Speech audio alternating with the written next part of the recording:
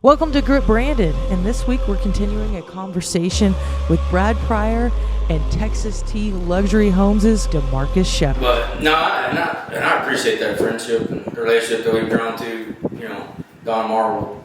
Oh, Don. We're gonna drag his butt up here one day. He's gonna be done on the podcast. Yeah, great. Yeah, he's a great guy. I feel like he does a lot for the community. Excellent guy. Big in 4-H. You know what he does.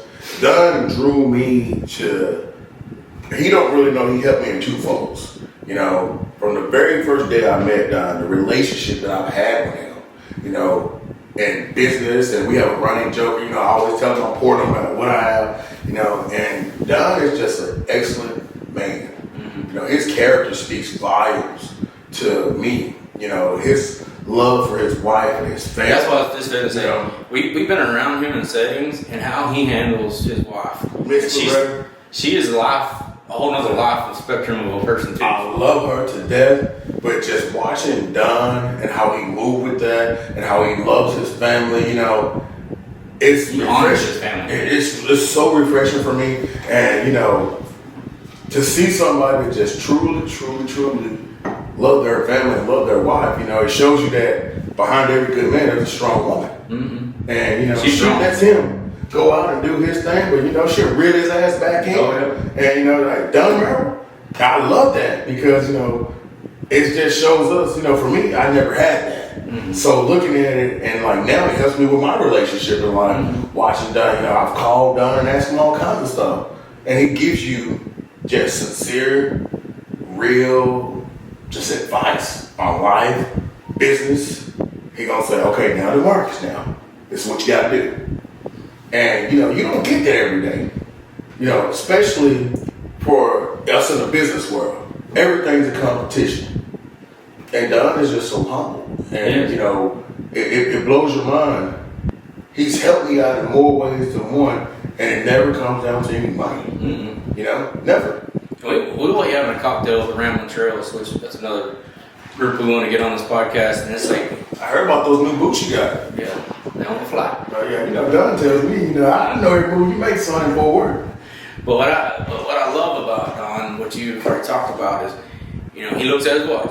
He knows when it's time to go home, and he is not going to go past another cocktail. He's going to go to the house.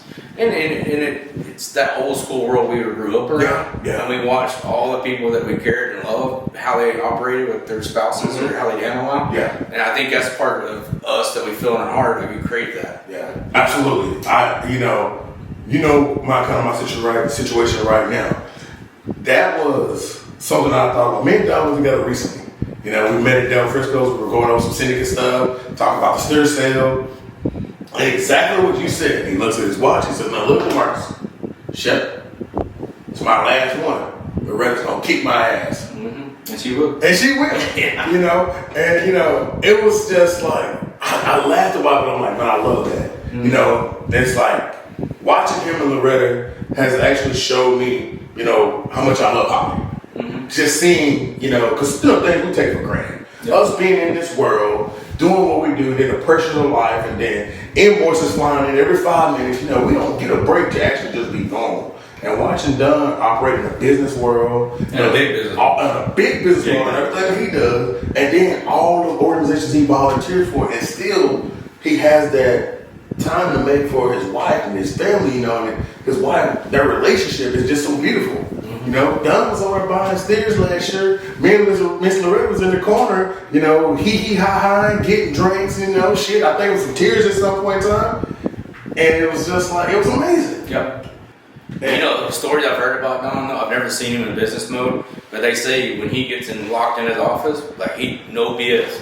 Like, he follows the wall because he's going home when he wants to go home. Correct. And I think that's stuff that, because me and you, we've let people take our time. We've let people take too much of our time. Correct. Because we care. Correct. And ultimately, they don't care. They just take it. Yeah. And what we have to weed through as people now is watching people like Don that operate that way. Mm-hmm. Like, there's a reason why he's successful all the way around. Yeah. He only deals with people that he knows and respects his time. And he does shit right. You know? He's not wavering with it. His integrity is not going to change. His stance is not going to change. And man, that's to be commended. Especially in his world of of financials. Yeah, I mean, those guys are typically the shit. You know what I mean? Or 5 different wives in 5 different countries. Like these Don's nothing like that. You know, and that's amazing for me to see.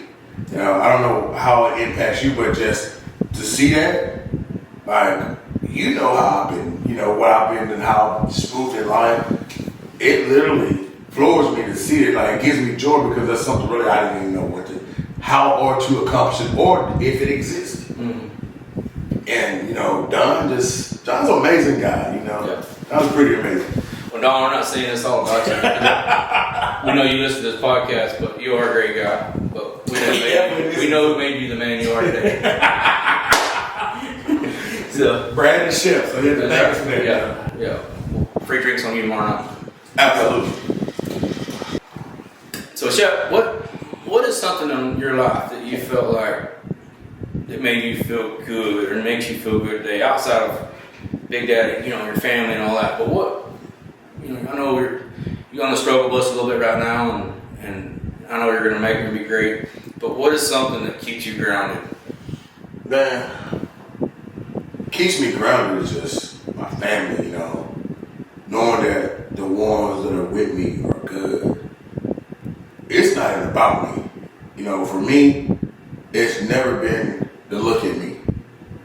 Get my family to a better situation. Make sure my house is cool. You know, my wife is good. They're healthy.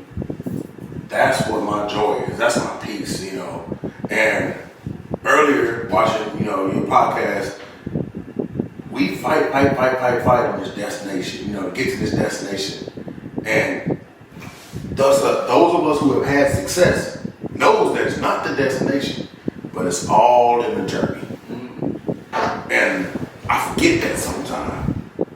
And I think that's where God humbles you. To slow it down, simplify. Even if you don't know how to do that, it's going to be okay. And then I look at my family, you know, and I look at my nieces, which is just my world. I don't have children.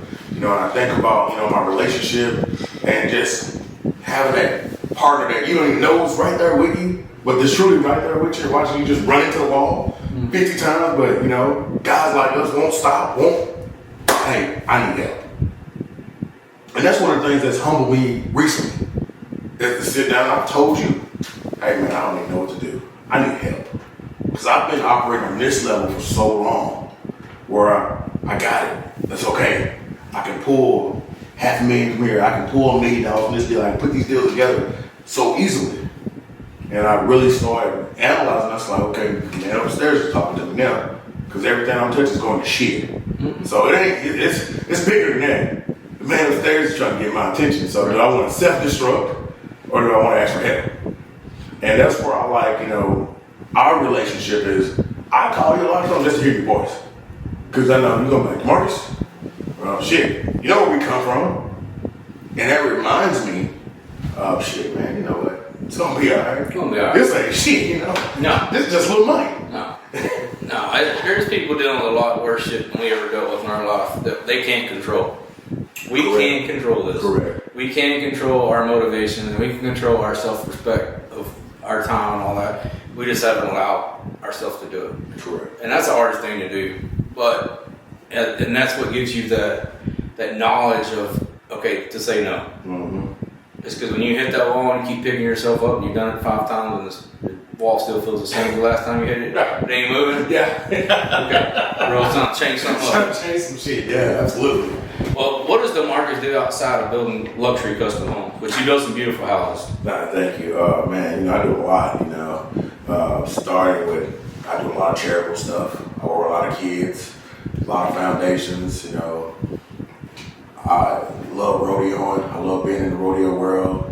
Buying horses, buying bucking bulls, selling bucking bulls, reining horses. You name it, equestrian, rodeo, I'm in it. And just, it's always been a passion of mine to be able to help people do what I couldn't afford to do. Mm-hmm. You know? And I feel the same way. It's just, I was a cowboy with a lot of talent, never had a lot of money. Mm-hmm. And when the Lord blessed me in this business world to actually be able to do it, you talk about that joy. And I know you have the same feelings, man. You do a lot of the similar things. Watching these kids that you know could never do this without your company support achieve that goal, riding in these arenas, there's no greater feeling for me. It's so humbling to know that, you know, I feel the same way about the steer sale. You know, helping a child that you know outside of this may not even have an opportunity to go to school or start a business or do anything like that if we wasn't in a position financially to contribute to these steer sales. Man, that's a feeling that, you know, money can't take care of it. You know, money can never give me that feeling. Right. You know, I got those 2 kids that I bought steers from last year, I'll never forget their face. Right. Walking out of that ring and the look that kid's father gave me when we shook hands, I had to go around the corner. Right. You know, it's because you knew what it meant to them. Right. There's a look that men give each other, Mm-hmm. and there's no words for it. Right. You know, I went home and I told her, I said, look, man, I was damn near in tears the whole night because something that was not so big for me. You know, we spend that type of money on frivolous shit. It changes people's lives. And you knew it changed their lives. And back to Don. If it wasn't for Don, DeMarcus Sheppard be a steer buyer. I didn't know what that meant. I was in 4-H and FFA and all that, but, you know, I thought it was just writing a check. He's like, no, you're going to come to the sale and you're going to buy your steer. But you're literally changing somebody's life. You know, and it's that's a feeling that also comes with conviction. Because you think about all the times that you bought that car you didn't need, you know, that watch you didn't need, $40,000, $50,000 over here you just throw away and partying. And then you look at a child that whole life changes over that same money. Right. And that dollar amount impacts a lot more than what it did. A lot more, dude, you know. Yeah. A lot more. He puts life in perspective. So what would you say defines your grit? Man, the grit. I mean, life, dude.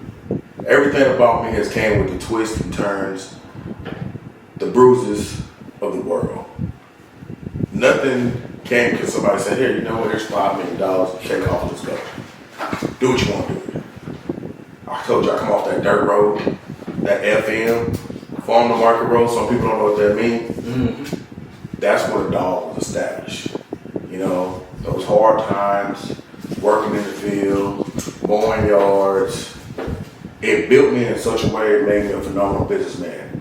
Because I knew, in my mind, I said early on, I will leave these dirt roads walking, but I'll never come back walking.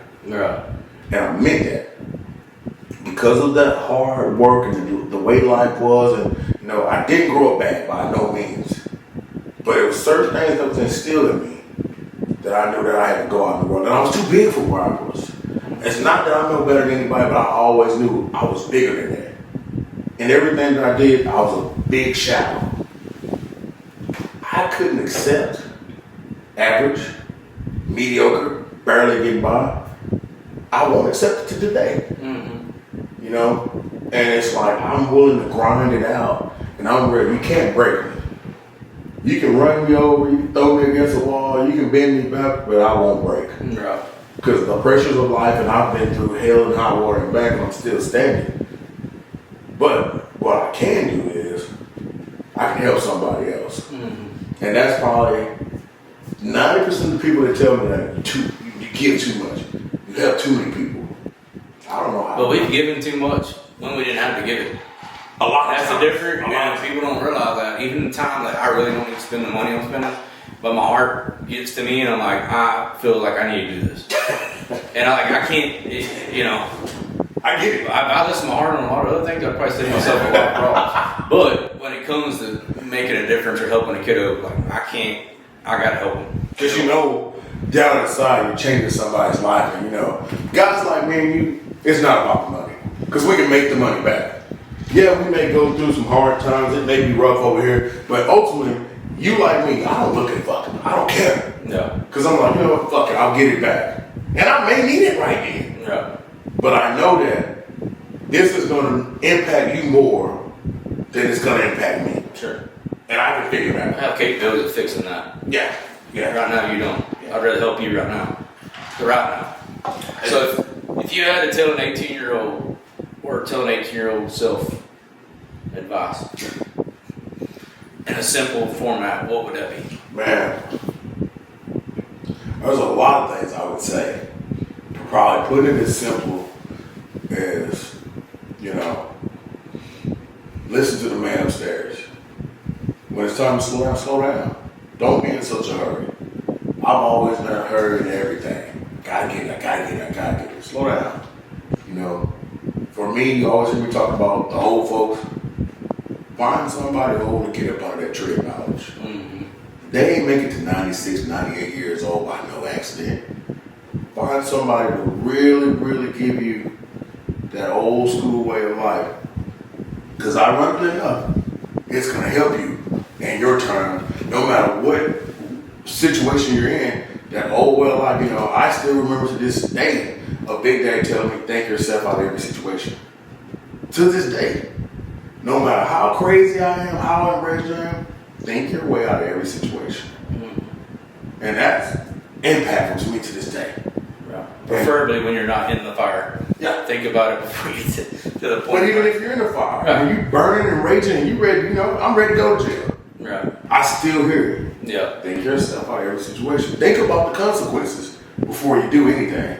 And even when you do it, what are the consequences of your action? And you know what? Own your shit. You know what? We fuck up. Own it. I've had to do that 1,000 times. I've had to do it recently. You know what? You notice what I've been going. I pick up the phone like, you know what? I made the mistake. Yeah. I was wrong.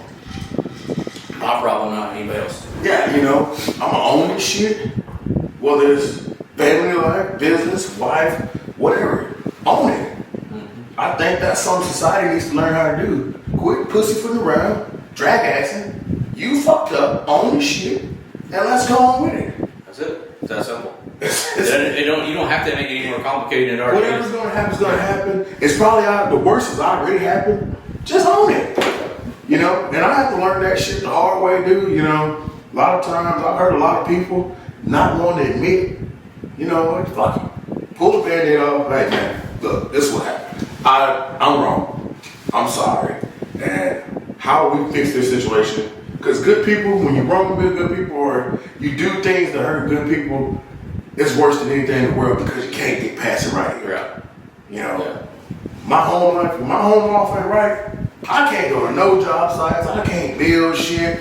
I don't care. No phone call. We can't even talk about it. Because my mind's not right. Because at the end of the day, I'm like, you know what? I shouldn't have said that. Yeah. I shouldn't have done that. That was hurtful. I have to fix it. Yeah. So all you 20-year-old, 18-year-old men that are going to grow up in the society of dealing with the relationships, listen to everything we just said. It's like, admit when you're wrong, you shut up. Okay? Shut up.